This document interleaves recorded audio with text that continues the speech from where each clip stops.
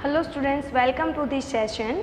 Today we will discuss about the last topic, last but not least, the topic which is very important.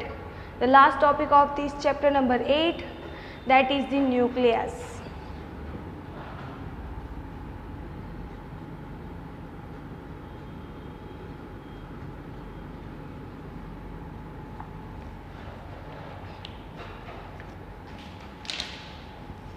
Okay. So nucleus is, we can say that it is the brain of the cell, जो cell की सारी activities जो होती है उसको control करता है. Okay तो ये मेन इम्पॉर्टेंट पार्ट है सेल के लिए न्यूक्लियस. अब हम बात करेंगे उसके मेन कंपोनेंट्स के बारे में कि न्यूक्लियस के अंदर कौन से कंपोनेंट्स है जो मोस्ट इम्पॉर्टेंट है, जो उसके जो कंपोनेंट्स से वो बना हुआ है. तो फर्स्ट है न्यूक्लियर मेम्ब्रेन, सेकंड है न्यूक्लियोप्लाज्म, जो थर्ड है वो है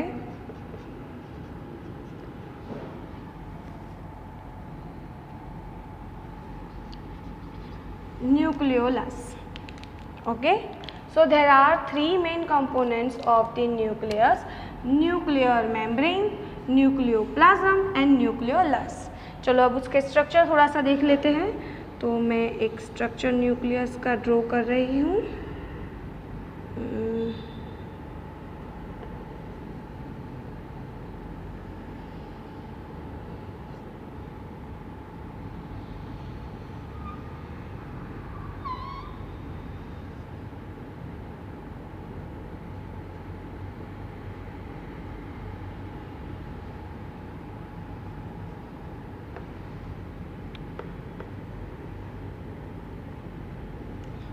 ओके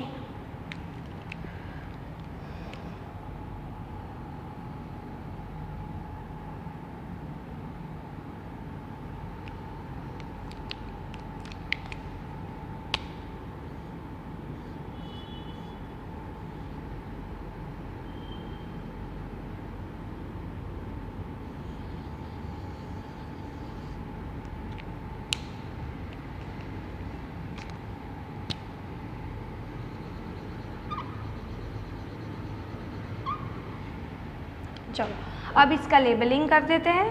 तो यहाँ पे जो आपको डबल मेम्ब्रेन का एनवेलप दिख रहा है, this is the nucleus. Around the nucleus double membrane envelope is present and this double membrane envelope is known as nuclear membrane. Okay inside this a thread like material, it is known as chromatin. Look, ये जो chromatin है वो basic dye से stand हो जाता है, इसीलिए उसका नेम रखा है chromatin. Chromatin that means a colour. Okay a spherical body which is not surrounded by any membrane, जो डार्कली स्टेन होता है. जब हम सेल को स्टेन करते हैं तब न्यूक्लियस के अंदर ये जो स्पेरिकल बॉडी है, स्पेरिकल स्ट्रक्चर है, वो एकदम डार्क कलर का स्टेन होता है जिसके अराउंड कोई भी मेम्ब्रेन प्रेजेंट नहीं है. तो वो है न्यूक्लियोलस, जिसका प्लूरल होता है न्यूक्लियोलाई. ओके ठीक है. चलो अब देखो ये जो मेम्ब्रेन है वो कंटिन्यूस नहीं है, बीच बीच में आपको यहाँ पे गैप दिख रही है. ये क्या है? पोर्स है, स्मॉल पोर्स, स्मॉल होल्स, और इसको हम लोग बोलेंगे nuclear pore.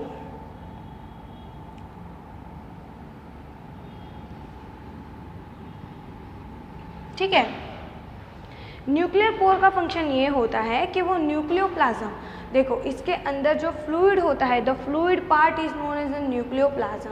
The fluid part inside it, it is the nucleoplasm. Okay जो उसका मैट्रिक्स भी हम बोल सकते हैं, मैट्रिक्स, जिसके अंदर क्रोमेटिन है, न्यूक्लियोलस है, प्रोटीन्स है, आरएनए है, डीएनए सब एम्बेडेड होता है उस चीज़ के अंदर। इसको हम लोग मैट्रिक्स भी बोल सकते हैं। तो न्यूक्लियोप्लाज्म और साइटोप्लाज्म के बीच में जो सब्सटेंसेस का ट्रांसफॉर्मेशन होता है, सब्सटेंसेस का जो ट्रांसफ़र होता है वो न्यूक्लियोपोर के थ्रू होता है। सपोज न्यूक्लियोप्लाज्म के अंदर आरएनए बना, एमआरएनए बना, तो वो एमआरएनए न्यूक्लियर पोर के थ्रू बाहर निकलेगा और फिर वो साइटोप्लाज्म में जाएगा। ठीक है, तो इस तरीके से सब्सटेंसेस के ट्रांसफ़र के लिए न्यूक्लियर पोर जो है वो हेल्पफुल होता है। अब न्यूक्लियर मेम्ब्रेन की डिटेल में बात करें तो ये डबल मेम्ब्रेन है जो न्यूक्लियस को सराउंड करती है। दो मेम्ब्रेन के बीच में स्पेस होती है, that space is known as, देखो ये दो मेम्ब्रेन के बीच में स्पेस है, that space is known as perinuclear space. It is known as perinuclear space. दो मेम्ब्रेन के बीच में जो स्पेस है उसको पेरी न्यूक्लियर स्पेस कहा जाता है। ओके, चलो अब बात करते हैं हम लोग न्यूक्लियोलस की। सो न्यूक्लियोलस जो है, जैसे कि मैंने बोला, ये डार्कली स्टेन्ड होता है, इसके अराउंड कोई मेम्ब्रेन प्रेजेंट नहीं होती है और इसका फंक्शन क्या है, तो वो आरएनए बनाता है। क्या बनाता है? आरएनए का सिंथेसिस करता है। It is involve in the synthesis of RNA, ribosomal RNA के सिंथेसिस के लिए ये इम्पॉर्टेंट है। ओके, चलो अब हम बात करते हैं न्यूक्लियस के नंबर्स की। तो जनरली एक सेल के अंदर एक न्यूक्लियस प्रेजेंट होता है। ओके, प्रोकैरियोटिक्स को हम लोग एज ए एक्सेप्शन गिन लेते हैं बिकॉज उसमें nucleus well defined nucleus present नहीं होता।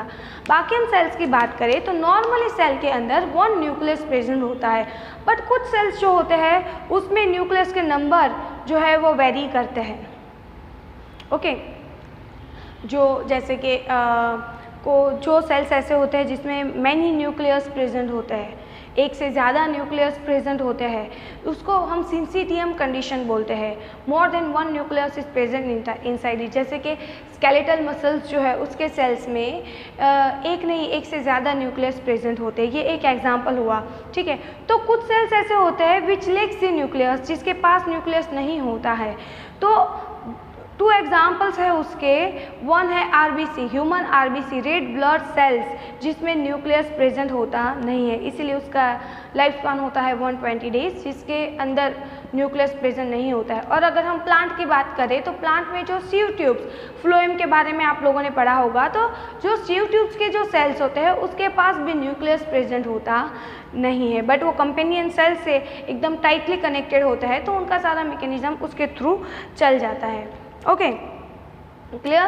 तो ये हुई न्यूक्लियस के नंबर्स की बात। तो again I am repeating, nuclear के नंबर जनरली एक सेल के पास एक न्यूक्लियस होता है, बट नंबर वेरी कर सकते हैं। जैसे कि स्केलेटल मसल के पास एक से ज़्यादा न्यूक्लियस होते हैं, जिसको हम लोग सेंसिटियम कंडीशन बोलते हैं, न्यूक्लियाई प्लूरल फॉर्म हो गया उसका। अगर मैं बात करूँ कि आरबीसी या सीव ट्यूब्स के बारे में, तो उसके पास न्यूक्लियस नहीं होता है, this cells lacks the nucleus. Okay, तो ये एक एक्सेप्शन हो गया। अब हम बात करते हैं क्रोमेटिन के बारे में, जो मेन कंपोनेंट है न्यूक्लियस का। ओके,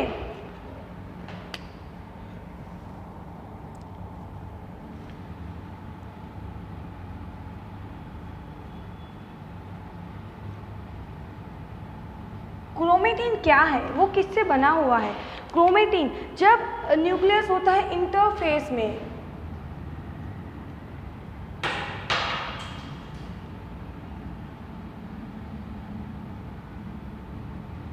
अब इंटरफेस मतलब क्या? जिसमें सेल डिवीजन नहीं हो रहा है। The time when the cell is not dividing, it is known as interphase, जिसमें सेल डिवीजन नहीं हो रहा है। ठीक है, तो ये जो फेस है उसमें आपको न्यूक्लियस के अंदर एक थ्रेड जैसा स्ट्रक्चर दिखेगा, that is the chromatin. Okay, अब देखते हैं क्रोमेटिन किससे बना हुआ है। तो chromatin it is made up of DNA plus histone protein. The protein which are not histone molecule, that are known as a non-histone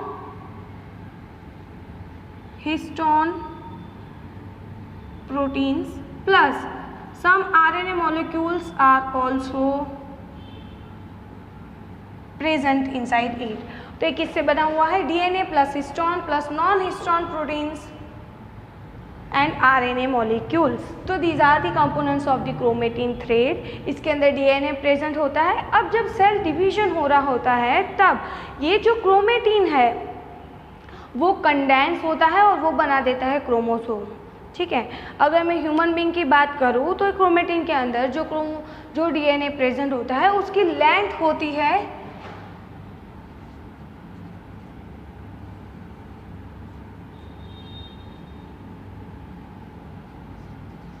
a size of human DNA inside of one cell, inside of one nucleus, it is 2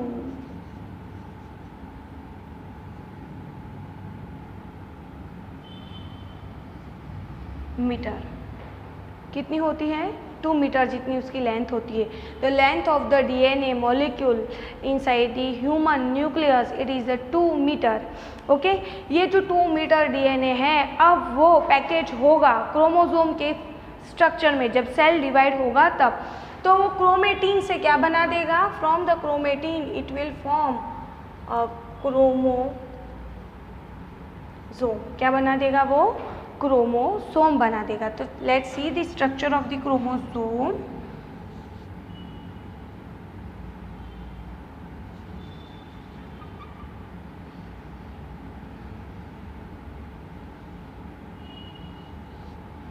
तो देखो chromosome कुछ इस type का होगा।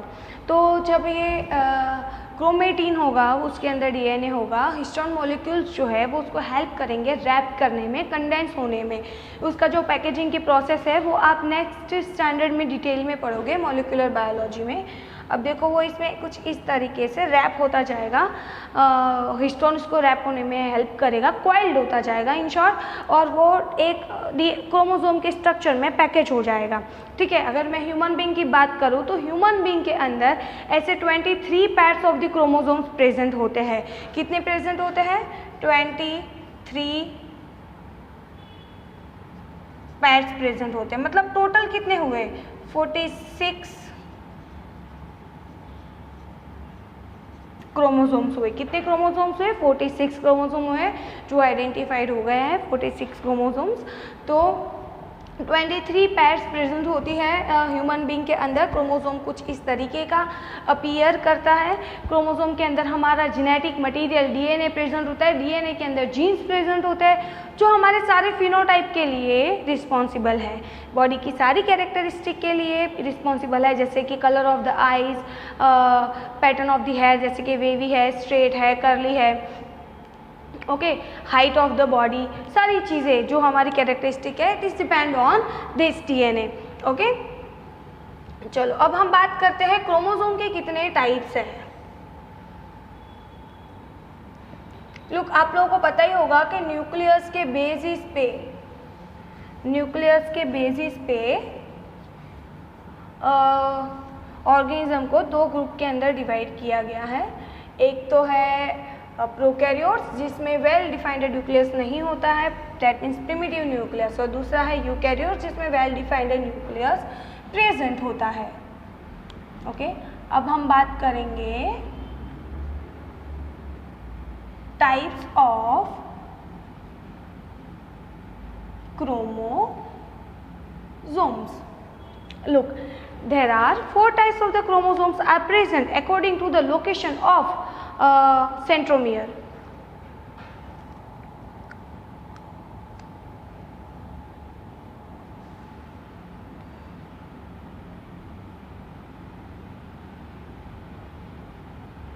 तो उसमें पहला type है वो है मेटा सेंट्रिक, जिसमें सेंट्रोमियर सेंटर में लोकेटेड होता है, वो है मेटासेंट्रिक।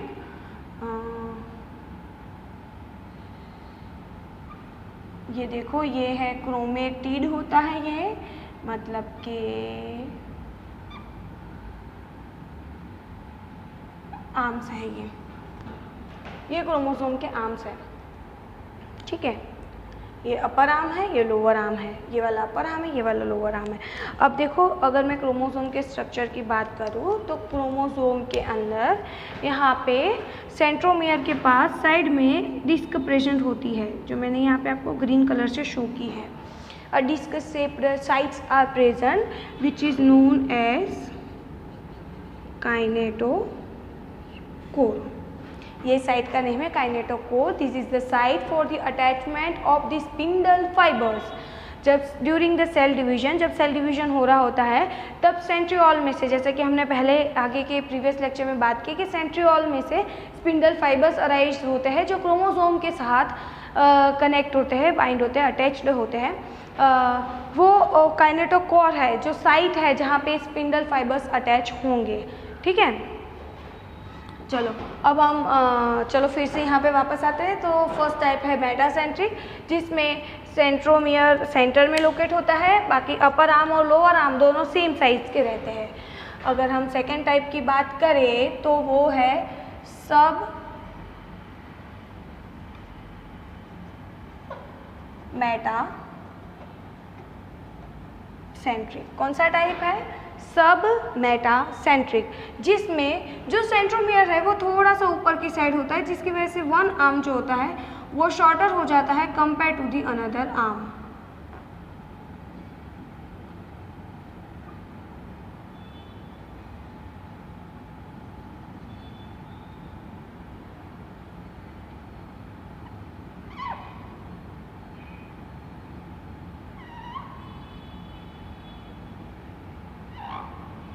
देखो सेंट्रोमियर जो होता है वो थोड़ा सा ऊपर की साइड खिसक जाता है. तो यहाँ पे आप देख सकते हो कि ये जो आर्म है वो शॉर्टर है compare to the lower arms. Okay, चलो अब थर्ड टाइप की बात करते हैं. तो वो है acrocentric.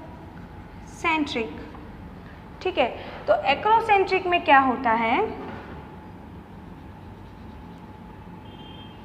Again the centromere is moves towards the one arm, more moves towards the one arm, so the lower arms are longer than the upper arms.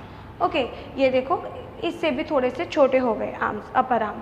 तो यहाँ पे सेंट्रोमियर और ऊपर की साइड थोड़ा सा आपको दिखेगा, उसकी लोकेशन थोड़ी और ऊपर की, मतलब ये सेंटर में नहीं है, अवे है, वन आर्म से थोड़ा अवे है और दूसरे आर्म के थोड़ा सा नियर है. तो ये हो गया एक्रोसेंट्रिक. अब थर्ड टाइप की बात करते हैं तो वो है टेलोसेंट्रिक. इसमें जो सेंट्रोमियर होता है वो ऑलमोस्ट होता है एट दी टर्मिनल. कहाँ पे होगा? टर्मिनल पे.